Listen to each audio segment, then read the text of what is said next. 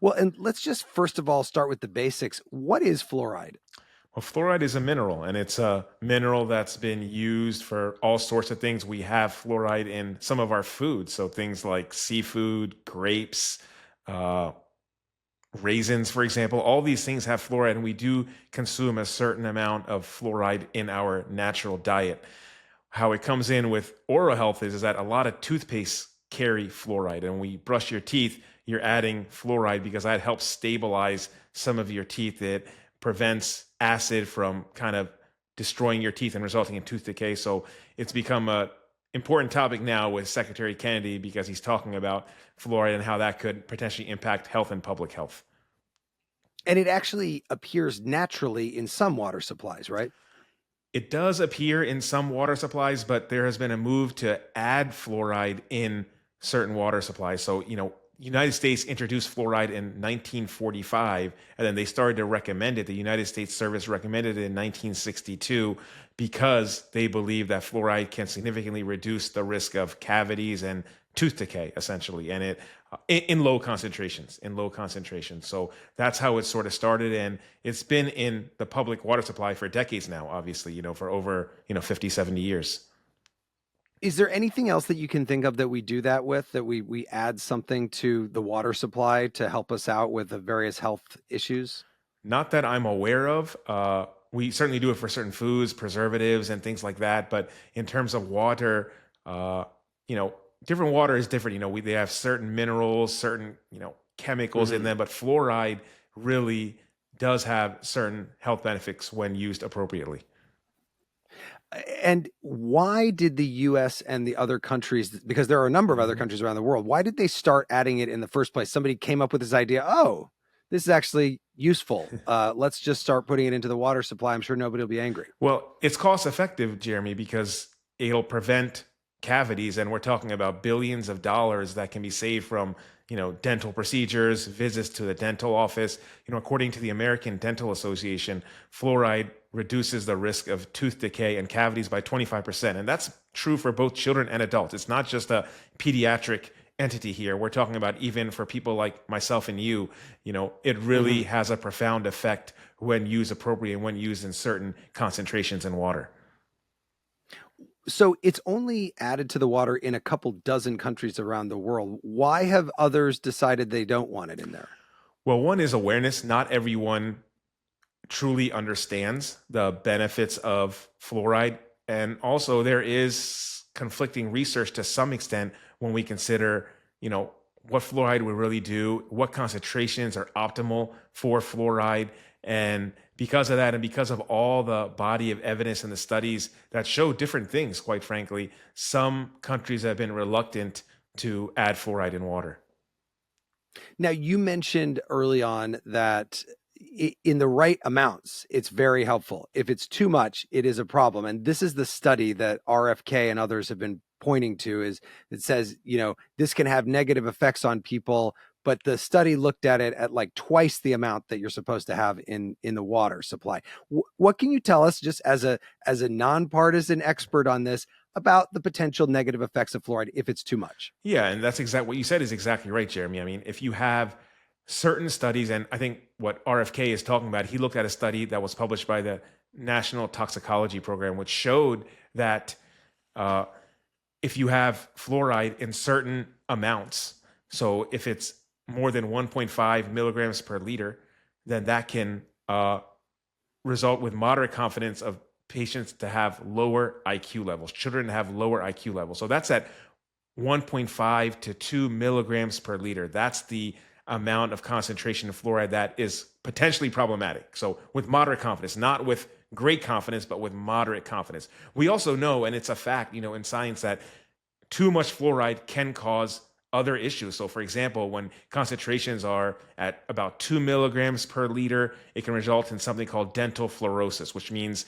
that you can get discoloration of the teeth. You can start to get white flecks in your teeth. You can get brown Mm. discoloration. And, yes, that is treatable. Dentists can do certain procedures to remove that, but that is a major problem. And then at even higher concentrations, like 4 milligrams per liter and even up to 10 milligrams per liter, according to some studies, you can get something called skeletal fluorosis, which is when you start to have, bony deformities. You can get arthritis, joint stiffness, increased risk for fractures, and that may not be reversible. So that's an important consideration. You talked about some of the other countries. Some countries have much higher concentrations of fluoride than ours. Ours is set at 0.7 milligrams per liter, which is much lower than the threshold that there are problems with. Right. But is there any evidence that any of those things have happened just in the normal course of business in the US with the amount of fluoride that we're putting in the water supply? No, there's not, honestly. Because we regulate the water supply very well and very effectively. We regulate it at a concentration of 0.7 milligrams per liter. That's what public health agencies have determined to be a healthy and safe concentration. And there have been decades of research that show that at this low concentration, we don't have negative health effects. And in fact, it's extremely productive and successful at decreasing the risk of tooth decay, decreasing the risk of cavities, and it saves us billions of dollars with respect to dental procedures, dental health visits. So there has not been evidence to show that at the concentrations that currently exist, that it can have negative health effects. And, we are not seeing these, or there haven't been studies that really show that, there is a direct causation with how much fluoride there is in water currently and low IQs or mental acuity. There are no studies that currently show that I'm aware of, or, and I don't believe they exist. Well, and why is tooth decay and the effects of tooth decay such a problem that we've decided to do this? Like, we're not adding in something into the water supply that would help us with heart disease, which is also very expensive, or cancer or things like that. Why tooth decay, do you think, gets this status as something that we across the country in locality after locality have decided, let's put the fluoride in the water? Well, it's an interesting question, Jeremy. And I think that it's an easy fix, right? It's an easy way to manage a major public health problem and have a major impact. I mean, there have been studies that show that for every $1 that's invested in fluoride, you're saving $38 in dental procedures. I mean, that's a big deal when you consider how many, cavities that you're going to avoid. And also, it's important because it promotes health equity. And what I mean by that is that there are a lot of communities in America that otherwise don't have access to fluoride. And what I mean by that is that there's rural areas where they don't have access to going to a dentist. There are people that can't, believe it or not, that can't afford toothpaste. I mean, me and you, we have the luxury to, Right. wake up every morning, brush our teeth, and we don't think twice about it. But there are people that literally don't. And when they're able to have fluoridated water, that sort of acts as a protection for them from tooth decay. So it's a very easy fix, and it's a very cost-effective approach for, affecting a major public health issue. And, some people have hailed this as, one of the top 10 public health breakthroughs in our century. Yeah. I just on that point, I remember after college, I was moving around a bunch for a few years with different jobs, and I didn't get a dentist after college for a few years. And when I finally did go to the dentist in New York City, I had 3 cavities. He filled one of them, filled another, and then he started to fill the third one. And he said, "This is so deep that you're going to have to get a root canal right now." He goes, "I can either do it myself or I can anesthetize you, and you're going to walk over to 57th Street, and there's a place that all they do is root canals." And I had to go get a root Oh canal. my And I gosh. never, ever neglected going to the dentist again. I go every 6 months for that checkup because it does matter. Good for you. It causes, if you wait, it causes problems. It absolutely does. I've been pretty good going every 6 months, but the times that I slip, I pay the price. And Right. I totally feel you. So, Dr. Awan, Utah has just banned fluoride in drinking water. The Republican governor there, Spencer Cox. Florida has done it too. That's Ron DeSantis, also a Republican. What do you think of that? These states that are moving forward, not just saying we're not recommending it, but actually banning it. I think it's going to have devastating consequences, Jeremy. I really do. I think that we need fluoride to prevent cavities. There are many individuals who don't have access to toothpaste. They don't have access to fluoride, and it's going to cost Florida and Utah a lot of money. Believe me. I mean, maybe not now, but in 10 years or so, you're going to start to see that they're going to be spending a numerous amount of money treating these cavities. It is really a cost-effective plan to have a small amount or a small concentration of fluoride in water as exists in the majority of the United States. So the evidence really isn't there. We want to make decisions based on evidence and evidence-based principles. And, the evidence shows that at zero point 0.7 milligrams per liter or less, the benefits greatly outweigh the risks for fluoride. It does show, though, that this movement goes well beyond RFK Jr. There's something going on out in the world that is making it politically reasonable for politicians, at least on the Republican side, to say, let's get rid of fluoride. This will be a popular thing for me to do. What do you think that's about? It goes deeper than science, Jeremy. I mean, we're talking about politicization of science and healthcare. The same is happening with vaccines, right? I mean, we're starting to see that people don't want to get vaccines, even though the science shows and proves that vaccines decrease the risk of death, hospitalization, severe illness. But people are concerned, and you started to see this during the COVID-19 pandemic when, vaccines were politicized depending on what, party you were, Republican or Democrat. They promoted vaccines or dissuade vaccines. And then people started to get very skeptical of them. And then when you start to have a lot of people promoting things on social media, a lot of influencers that are going against it, it gives people pause and it gives people fear to do these things. And I think the same is happening here with fluoride in water. When you have someone of the caliber of RFK, I mean, he's, as you said, the most influential person in health right now. He's the most powerful person, certainly in health. If he is, speaking out against it, I mean, people are going to listen. I mean, he has a good following, right? I mean, the Maha movement is a very big movement here in America. I mean, there's like Maha moms that like swear by him and do whatever he says, right? So, he's going to have a following and it's going to cause consequences. But I think it's because of politicization, misinformation, all these things sort of contribute to, some of these movements that we're seeing. Is there anything that you can do to prevent that? People like you can do to prevent that from taking hold? I mean, is there a need for influencers?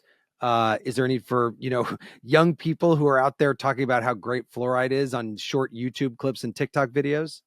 I mean, that's been my mission, Jeremy. I mean, that's what I do. I mean, the reason why I write for Forbes is to prevent and curb misinformation. The reason why I have a YouTube channel where I'm posting videos is to curb misinformation. The reason why I like to come on the media on, CNN or MSNBC, News Nation, whatever it may be, is to educate the public about these important things, because I feel that even my friends, in my circle of friends, there are people that say they're not getting vaccines. They're not going to get vaccinated. I mean, I'm talking about my close friends who have this feeling. I mean, it's not just, we think about it and we're like, oh, there's these anti-vaxxers who live, in no man's land in America. That's not true. I mean, this is pervasive even in our communities, even amongst our friends. So there is a lot of misinformation out there. I have made it somewhat my calling to some extent. And I think other physicians and other people who understand science, understand public health, need to speak out. And they have to be very transparent about what the evidence shows, kind of in a nonpartisan way, as you alluded to at the beginning of this show. Are there other ways to protect our oral health in the way that fluoride does? Well, you can watch your diet, obviously, certain foods. If you avoid, acid type foods that promote bacteria in your, teeth, that can then break down foods. Soda can certainly have that effect on you. Certain other foods and drink can have that effect on you. But it's just such an easy fix. And that's why it's been recommended. And it doesn't, even if you eat all these things or drink all these things, it adds sort of an extra layer of protection, and it's very easy to do and it's very easy to implement. And that's why a lot of lawmakers and policymakers and health professionals have been advocates for, low concentrations of fluoride in water. For somebody that's listening to this right now in the state of Utah or in the state of Florida, or in another state where they're thinking about banning fluoride in water, is there anything that they can do themselves to try to make up for it? If they say, I actually want fluoride in my water, for my kids, for myself, but I don't want to leave where I live to get it. Well, make sure you brush your teeth twice a day.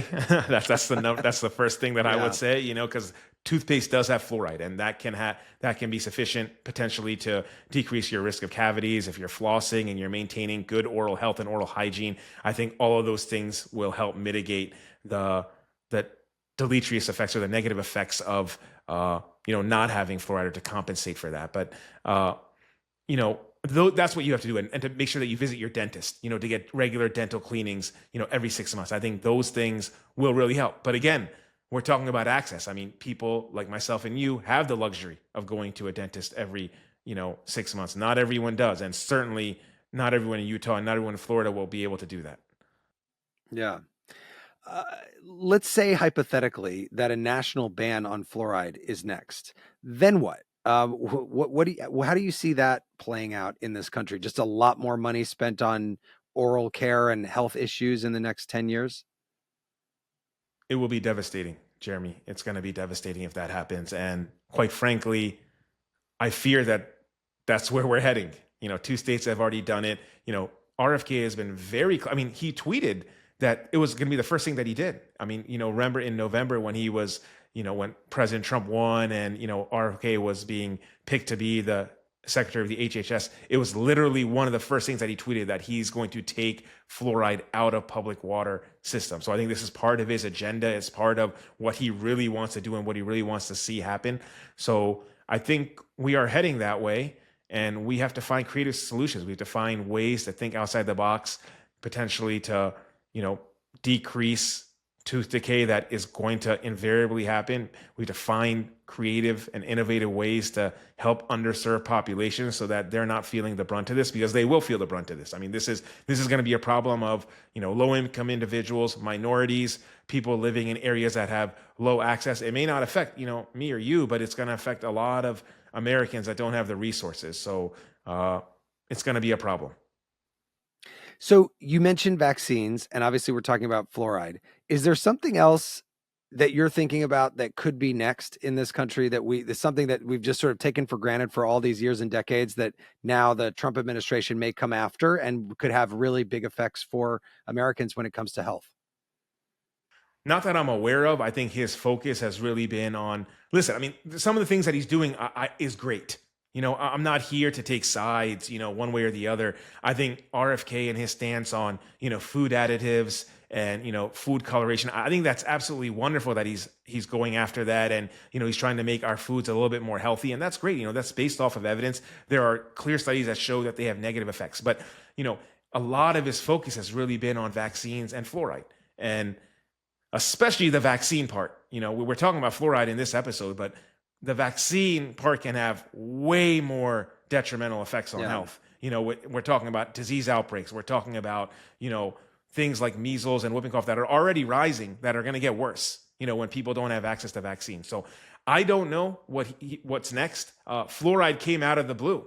I mean, it wasn't something that I expected, when RFK got, put into the secretary of HHS. That just sort of came out of blue. He tweeted about it, and I was like, wow, I was shocked. I was like, whoa, like he really wants to get rid of this, so because there wasn't a lot of rhetoric about it that was very visible. I mean, people have been debating fluoride for some time, but it didn't really, have a lot of visibility in the media and public discourse until, he came in.